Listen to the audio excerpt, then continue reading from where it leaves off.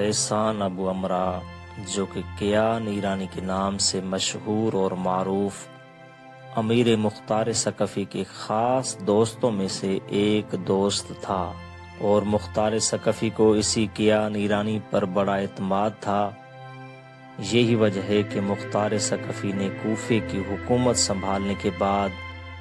سپاہیوں کی سرپرستی اسی کیان ایرانی کے حوالے کی،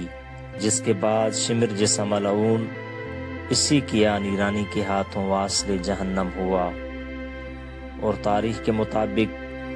66 ہجری میں جب امیر مختار ثقفی کے لشکر اور عبداللہ ابن زبیر کے لشکر کے درمیان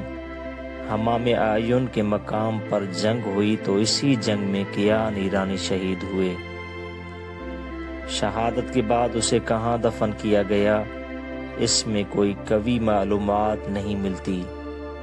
باقی کچھ احتمال کی بنا پر اسے شہادت کے بعد امیر مختار ثقفی کے حکم سے کوفہ یا وادی السلام میں دفن کیا گیا۔